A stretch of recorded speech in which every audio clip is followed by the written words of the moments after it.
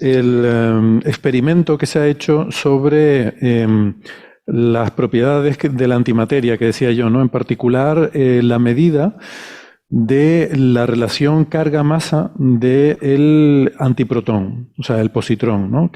Perdón, no, el antiprotón, no, Antiprotón. el antiprotón, perdón, que se ha medido con mucha precisión utilizando, bueno, en el CERN, supongo que ahora nos explicarán Francis y José un poco más en detalle esto, pero a mí me gusta mucho porque tenemos por primera vez, bueno, por primera vez no, tenemos una mejora sustancial sobre la medida anterior que nos da esta relación entre masa y carga, sobre todo por el tema de la masa, ¿no? Porque ha habido mucha especulación con la masa de la antimateria, ¿no? Sabemos que las propiedades eléctricas deben ser pues iguales y opuestas, ¿no? Entre la materia y la antimateria, pero no sabemos mucho sobre su masa porque es muy difícil hacer experimentos que nos den información sobre la masa a nivel subatómico. Y podemos hacer cosas como esta, la relación carga-masa, porque cuando los ponemos a girar en un campo magnético, pues las partículas, su frecuencia de giro está relacionada con ese cociente entre la carga y la masa, ¿no? Entonces, un parámetro que es directamente medible. Y bueno, pues si suponemos que la carga es la misma y la opuesta, pues eso nos da información sobre la masa, ¿no? Y bueno, hay ideas por ahí, incluso como hemos comentado alguna vez, incluso de si la antimateria también tiene masa negativa y la antimateria caería hacia arriba, ¿no? Esto, en fin, suena un poco, como se dice, far-fetched, ¿no? Suena un poco alocado, pero el caso es que hay que hacer experimentos para poder comprobar estas cosas, ¿no? Y también se habla aquí incluso del principio de equivalencia débil, ¿no? También se ponen cotas al principio de equivalencia que, bueno, lo discutiremos todo esto ahora en un poquito más de profundidad, ¿no? Pero esto al final va a la simetría CPT, uno de los pilares de la física, ¿no? La simetría entre carga, paridad y tiempo. Esa idea de que si yo cojo cualquier sistema físico y yo le cambio todas las cargas positivas por negativas, le hago una reflexión especular, ¿no? O sea, lo pongo reflejado en un espejo y le doy a la película a correr para atrás, pues la física es simétrica con respecto a esa transformación. O sea, si un proceso era permitido por la física en un sentido, pues en el otro sentido también, ¿no? También cumple con esa simetría CPT. Nos diría que estas propiedades de materia y antimateria deberían ser idénticas, ¿no? Entonces, en ese sentido diría, bueno, pues sí, todo sale según lo esperable, pero claro, tenemos ahí problemas cosmológicos como el hecho de que el universo tiene más materia que antimateria, las predicciones, ¿no?, que menciona aquí en la introducción del artículo entre el número de fotones y bariones, pues que no discrepa un poquito por 9 órdenes de magnitud. Entonces, todo este tipo de cosas son interesantes porque nos hablan de algunas de las preguntas fundamentales, de las más profundas sobre el propio origen del universo, ¿no? Parece mentira que al plantearnos preguntas de cosas que podemos resolver poniendo átomos y antiátomos a girar en un campo magnético, nos pueda llevar a retrotraernos a cosas que tienen que ver con aspectos fundamentales de la realidad, pero es así. Entonces, hacer estas medidas tan precisas, pues nos va restringiendo cada vez más. Y yo creo que sigue acuciando el problema, ¿no? Lejos de darnos una respuesta, nos hace el problema más acuciante, ¿no? Esa simetría materia-antimateria sigue estando ahí, pero no encontramos una simetría en la naturaleza que nos la pueda resolver, ¿no? Bueno, no sé si comento yo o no. Bueno, en principio te has desviado un poquito porque en este tipo de discusiones, cuando se habla de SPT, muchas veces todo el mundo tiende a hablar del problema CP y del problema de las implicaciones de la simetría CP de la interacción débil en el problema de materia-antimateria y nos vamos completamente de olla en una cosa que no tiene absolutamente nada que ver, ¿vale? O sea, lo que hay que dejar claro es que los test y los chequeos de la invarianza CPT, que tienen una importancia fundamental porque se considera que es un teorema que toda teoría cuántica de campos que sea invariante relativista y unitaria, que sea cuánticamente buena, necesariamente lo tiene que cumplir. Y las violaciones de la simetría CPT pues es un tema muy importante porque nos dan la puerta a cambiar radicalmente todo el paradigma. Nuestro paradigma está basado en que la simetría CPT es verdadera. Si la simetría CPT, por ejemplo, fuera violada en la escala de Planck o en la gravitación cuántica, nos abriría las puertas a un abanico tremendo de alternativas a todo lo que conocemos y todo lo que proponemos. O sea, que es un problema fundamental. Y otro problema completamente accesorio de interés cosmológico y que en realidad no está relacionado con la invariancia CPT es el problema de la asimetría CP en, le falta la T, o si queréis, asimetría T, porque es lo mismo, asumiendo que la CPT es verdadera. CP es lo mismo que violación CP es lo mismo que violación T. Pues esa violación en primordial inducida por la violación que sabemos que existe en el modelo estándar. El modelo estándar tiene violación CP. El único problema que tiene el modelo estándar es que, por desgracia, tiene menos de la necesaria. No recuerdo la última cifra publicada, pero del orden del 40%, 50%. ¿Dónde puede estar esa simetría CP que falta? Con toda seguridad en los neutrinos.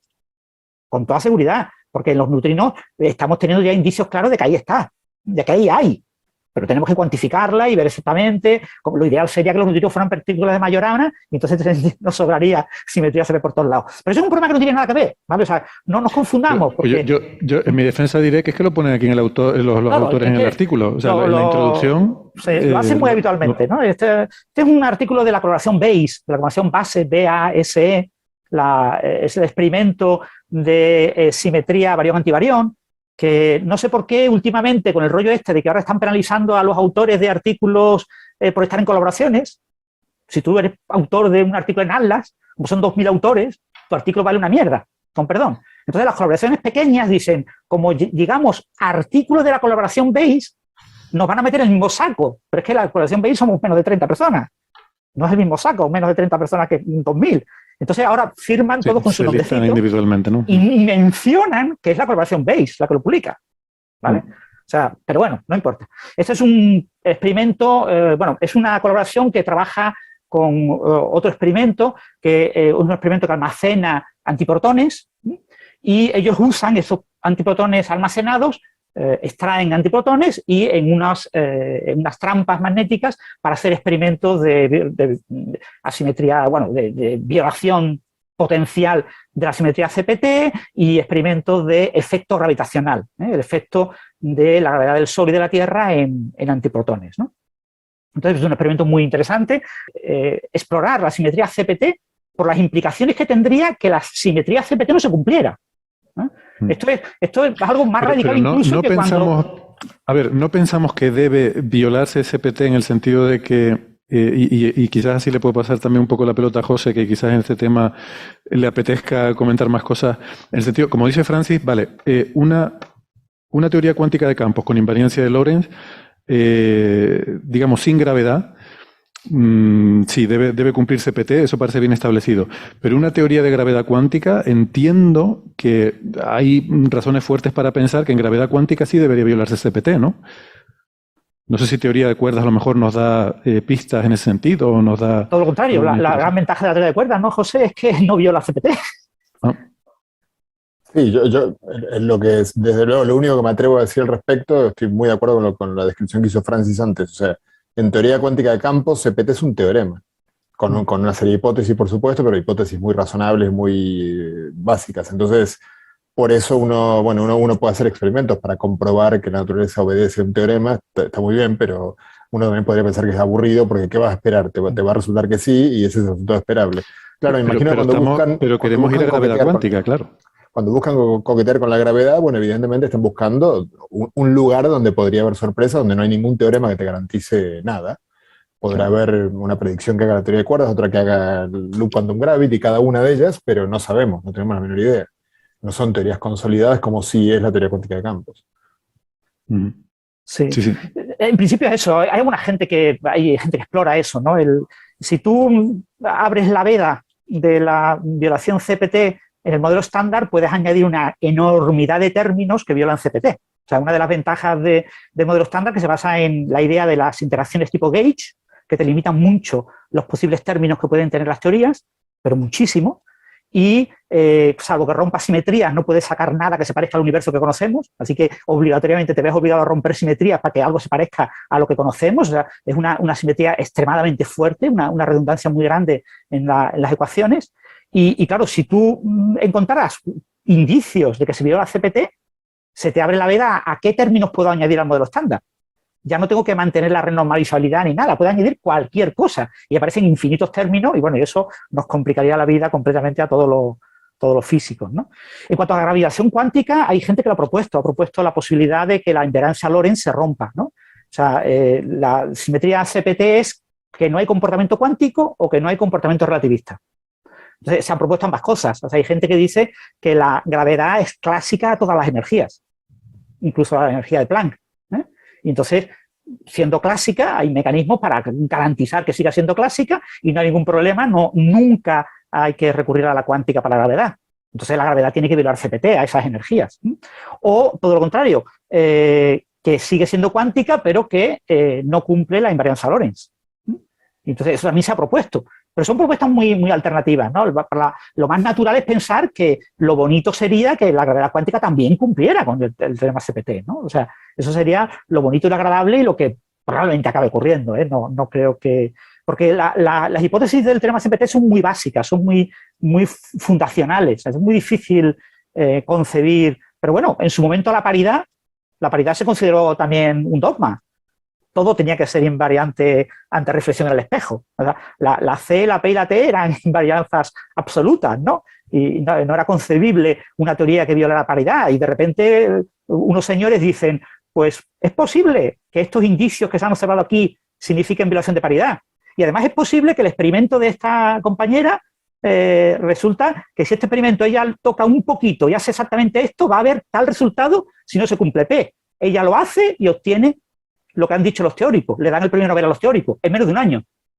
Ha sido el premio Nobel más rápido de la historia, porque es una cosa absolutamente radical. Es lo mismo que si observáramos violación CPT. O sea, alguien predice, si en este experimento que todo el mundo hace de una manera, lo hacéis de esta otra manera, y se observa violación CPT, automáticamente tenía un premio Nobel el que lo hubiera propuesto. Porque esto es absolutamente revolucionario, te destroza completamente. Por eso es inconcebible que eso ocurra, ¿eh? Entonces, a ustedes, y vuelvo otra vez a pasar la pelota a José, ¿les parece un poco una tontería buscar violación CPT? No, todo lo contrario. ¿O es algo que...? Ah, vale. Porque claro, o sea, sí, yo sé que en teoría cuántica de campos no predice, o sea, predice simetría CPT, pero justamente por eso lo guay es intentar buscarla, ¿no? Romper esa... o sea, buscar violaciones de eso como una pista para llegar a algo más allá de teoría cuántica de campos, ¿no? Algo con gravedad. Pues en teoría cuántica de campos no hay gravedad, claro. Sí, una cosa es que si me preguntas si yo creo que van a obtener, digamos, estos experimentos se parecen mucho a los experimentos de altísima precisión del LHC hoy en día, justo en estos días. Hoy salió también un artículo en Physical Review Letters de una persona que está en mi instituto, y entonces estuve hablando de este tema también. Y son experimentos, claro, en los cuales es muy espectacular, es muy bonito, que uno va a precisiones ridículamente, o sea, inconcebibles para una persona de calle, ¿no? O sea, este experimento mide con una precisión de 16 partes en un billón. Cosas que si uno se pone a pensar un poquitito, no hay nada en la vida cotidiana que tenga ni remotamente una precisión semejante. Eso está muy bien, y está bien que la gente lo haga, porque además en el camino, para poder alcanzar estas precisiones, la ciencia avanza, la tecnología avanza y todo, y vale la pena. Ahora, si me preguntas si yo creo que en los próximos 20 años se va a encontrar una sorpresa por este camino, y yo no sería el por el cual apostaría, digamos. Pero está bien que la gente lo haga, es importante, y insisto, se avanza. La ciencia es una actividad no solo, además, no es que no solo, no es una actividad que requiere audacia, requiere ideas que sean saltos un poco al vacío, pero requiere luego el trabajo, la enorme mayoría de la comunidad trabaja como hormiguitas, picando piedra ahí. Picando piedras, y eso le da la solidez que tiene. Entonces, claro. Esa es mi síntesis del trabajo. Sí, estos experimentos son eso, muy, muy interesantes, pero hay que hacerlos, alguien tiene que hacerlos, y lo normal es que se hagan en grandes lugares como el CER, etcétera, en sitios donde un pequeño grupúsculo de gente pues, se dedica a este tema, porque allí hay recursos para hacer ese tipo de experimentos. En este tipo de experimentos... Y allí tienen antimateria, que es lo que sí, claro, hace falta para ahí lo más cosas, complicado claro. es tener antimateria. Ya tienen almacenes de antimateria, de antiprotones de larga duración, y pueden lanzar antiprotón a antiprotón y proveer de eso. Es decir, tienen una colaboración específicamente dedicada a hacer eso, a fabricar antiprotones, ¿no? A mí me resultó curioso una cosa aquí en este experimento, ¿no? Que es que lo hacen comparando antiprotones no con protones, porque claro, el antiprotón tiene carga negativa y el protón la tiene positiva, entonces no sé muy bien exactamente el detalle de la razón, pero les convenía experimentalmente que fuera también una partícula con carga negativa. Y entonces usan iones negativos de hidrógeno. O sea, un átomo de hidrógeno con un electrón de más, que total, como los electrones no pesan casi nada, es prácticamente la masa del protón, pero con una carga negativa, ¿no? O sea, que comparan antiprotones con iones hidrógeno menos, hidrógeno negativo.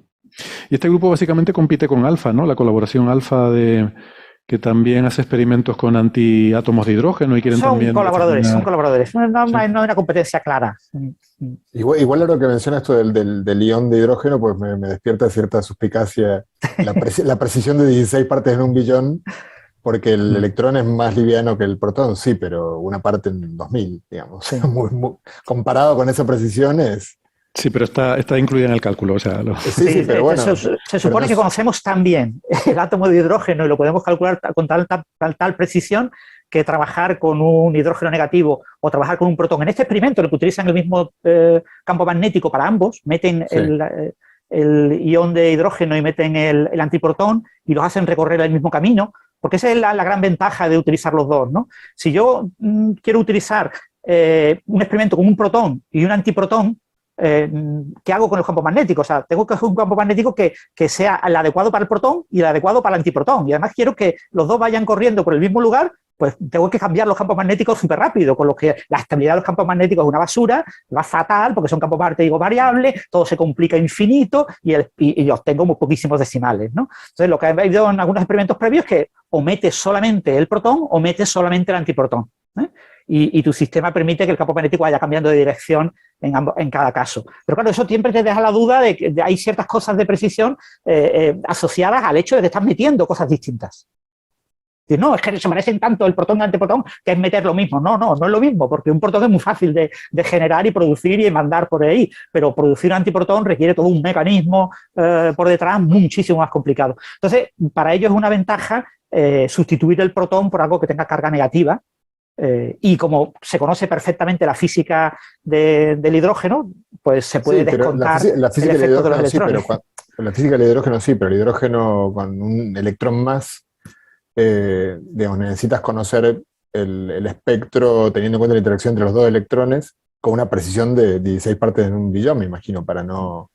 Bueno, aquí lo consideramos como una bolita. Es decir, se calcula la frecuencia ciclotrón. La frecuencia ciclotrón depende básicamente de la masa y la carga, pero no es independiente. Entonces aquí estás asumiendo que la carga del... O sea, claro, aquí depende de ese cociente carga-masa, ¿no? Sí. Lo bueno de utilizar esto es que tienes el cociente carga-masa del protón con 2 electrones y el cociente carga-masa para el antiprotón solo. Entonces, conoces también con buena precisión la masa de los electrones que puedes calcular. Claro, pero mi pregunta ingenua es, si fuera una suma directa, si fuera una bolsita que tiene el protón con 2 electrones, pues vale, sumo las masas. Pero son sistemas ligados. Claro. Tienes energía de ligadura ahí también. Entonces, no sé, así a bote pronto me parece sorprendente, pero supongo que esta gente lo tiene en cuenta y que estará... Sí, pues se supone yo que también sí, pensé eso, sí. que lo han calculado bien. No sé la verdad es que sí, que ¿hay solución analítica? ¿Hay solución analítica para eso? No creo, ¿no? No lo para creo. Un hidrógeno con un electrón extra no creo que haya analítica solución no, analítica. pero por perturbativa y numéricamente está muy calculado eso. O sea, sí. Mejor que partes entre billón, ¿no? Vale, esperemos.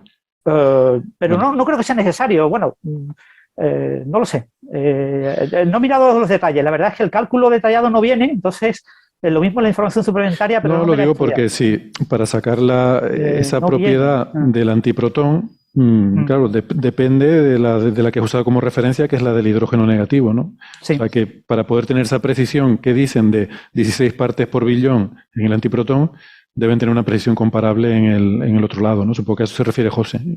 Sí. Me parece razonable, sí. Pero bueno, es posible que se tenga, ¿no? O sea, debe ser un sistema muy bien conocido. Además, es un ion importante en física. Por ejemplo, en la fotosfera solar es la fuente dominante de opacidad en la mayor parte de la fotosfera, en el continuo, es el ion negativo del hidrógeno, este mismo ion que estamos hablando. O sea, que no es que sea una cosa exótica que no tiene ningún interés, debe ser algo que está muy estudiado. Sí, yo te digo, ellos lo plantean como en el artículo como si fuera lo más normal del mundo hacer eso y que se puede descontar. Los detalles no lo sé, tendría que mirarlos, no, habría que profundizar en artículos previos en los que analiza. Habrán publicado seguramente las diferencias, ¿no? y caracterizado bien que esto se puede hacer de esta manera. Bueno, no sé si vale la pena. Ya si encuentran algo y le dan el premio Nobel, entonces ya sí miramos y profundizamos los detalles y tal, ¿no? Pero yo no he profundizado en esa parte. Mientras no encuentren violación de CPT, sí. Con quedarnos con el número ya está bien.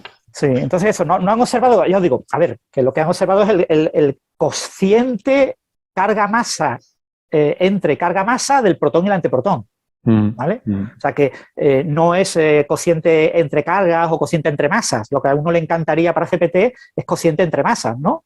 Que el cociente de la masa del protón y la masa del antiprotón fuera el que tiene que ser, ¿no? Eso se conoce con menos decimales. Bueno, pero no sé, yo entiendo que haciendo la hipótesis de que las cargas son simétricas, eso te da directamente un cociente de masa, ¿no? Sí. Pero bueno, aquí la fórmula que viene en el artículo para el cociente de masas entre el ion y el protón sí tiene 16 decimales. De hecho, los voy a contar ahora, no los había contado. Pues sí, tiene un error de 3 partes por billón, en lugar de 16 partes por billón. Bueno, ¿pasamos al siguiente tema o quieren comentar algo más sobre esto? Bueno, comentar eso que tú comentabas al principio, estabas tú ahí hablando del tema de la masa y la gravedad. Este artículo, lo curioso que tiene, y quizás por eso se ha publicado en Nature, es que aparte de medir este cociente carga-masa entre el protón y el antiprotón, también han utilizado un procedimiento muy ingenioso para calcular el efecto de la gravedad sobre el antiprotón. Y es el hecho de que la Tierra da vuelta alrededor del Sol y de que yo conozco muy bien la gravedad de la Tierra en este laboratorio, que además es un sitio muy pequeñito, esto es una cosa muy pequeñita, es un experimento de mesa, una mesa de laboratorio. Entonces, eso sí, la fuente cuesta más trabajo y hay que traerla y tienes que tener al lado otro laboratorio que te haga lo otro. Pero el experimento como tal es relativamente pequeñito, entonces la gravedad de la Tierra en ese lugar cambia muy poquito. Cambia tan poquito que yo puedo ver en este experimento el efecto de la gravedad del Sol. Y la gravedad del Sol cambia. ¿Y por qué cambia? Porque la Tierra da una órbita elíptica. Entonces la Tierra a veces está más cerca del Sol y a veces está más lejos del Sol. Claro, la diferencia es muy pequeña. La gravedad del Sol sobre un antiprotón en un experimento en el CERN parece algo extremadamente ridículo de calcular. Pues se ha calculado. Se ha calculado, eso sí, claro, no podemos hablar de partes por billón, pero sí hay un 3%, ¿no? Del orden, se ha estimado que la variación a lo largo de la órbita de la Tierra, se han tomado datos cuando la Tierra estaba en un extremo de su órbita, elíptica respecto al Sol, y en la región opuesta, estos se han tomado durante cierto tiempo, sigue perfectamente la curva de variación del efecto gravitacional. Esto aparece en la figura 3 del artículo, ¿no? Entonces, ves la variación del campo gravitatorio del Sol, esa phi sub s, respecto al campo promedio del Sol, de la gravitación del Sol. Y se ve una curva y se ve perfectamente en los datos. Entonces, como se ve perfectamente el efecto de la gravedad del Sol en los datos, se ha podido extraer cómo influye la gravedad del Sol en un antiprotón. Y se ha comprobado, obviamente, como es obvio para todo el mundo, que el antiprotón gravitatoriamente es una masa positiva, ¿vale? O sea, no es masa negativa, ni nada por el estilo, no antigravita la antimateria. Entonces se ha comprobado con un 3%. Claro, tú dices, un 3% es muy poquito. Sí, es muy poquito, pero es comparable a lo que se obtendrá dentro de 2 o 3 años con experimentos como el alfa, que van a lanzar directamente en el campo gravitatorio de la Tierra un antiprotón. Van a coger un antiprotón y lo van a soltar y el antiprotón va a caer en caída libre. ¿Vale? Pero claro, en esta caída libre, que va a ser una distancia cortita, van a medir eso y van a obtener una precisión del orden de un 3%. Y esta gente lo ha obtenido utilizando la gravedad del Sol. Y este es a mí lo más interesante del artículo. Este artículo es esto, es esta estimación del efecto de la gravedad sobre el antiprotón. Y ese efecto nos da, claro, aquí siempre está el problema del signo, ¿no? Aquí tienes un efecto oscilatorio, entonces jugando con los signos podrías tener una masa negativa y cosas por el estilo. Pero en principio, aparentemente, se está comportando como una masa positiva. Y lo mismo el otro experimento, el de la caída libre, lo que acabará verificando es que realmente la masa sea positiva con absoluta seguridad y acabará también publicado en Nature, ¿no? Pero bueno, este artículo tiene estos dos resultados que a mí me parecen, el segundo muy curioso, porque eso de medir el efecto de la gravedad del Sol sobre un antiprotón suena a algo casi inimaginable. Y todo gracias a haber obtenido 16 dígitos en este cociente. Perdón, 12 dígitos. Por eso estaba pensando yo en alfa, porque eran, efectivamente, tenían ese plan de hacer esa medida, ¿no? Del efecto gravitatorio de un antiátomo, en este caso. Bien. Eso también se pretende hacer en la Estación Espacial Internacional. Hay mucha gente que pretende hacerlo, pero que casi con toda seguridad, no sé lo que pensará José al respecto, pero yo creo que está clarísimo que casi con toda seguridad la masa va a ser positiva y va a caer como tiene que caer, la caída libre de Galileo toda la vida, ¿no? Y vamos a volver a confirmar a Galileo, ¿no? 350 años más tarde se confirma lo que decía Galileo, que listo era. Bueno, pero con antimateria, quiero decir que antimateria. A ver, tampoco... Galileo no tenía bolas de antimateria para tirarlas por su plano inclinado. Galileo no tenía, de hecho, ninguna bola, o sea, es un experimento mental el de Galileo. Bueno, parece que sí que tiró, tiraba bolas por planos inclinados. No, por plano inclinado sí, pero para ver la universalidad de la caída, que en teoría tiró de la Torre de Pisa, eso aparentemente, bueno. Sí, la Torre de Pisa es leyenda. Sí.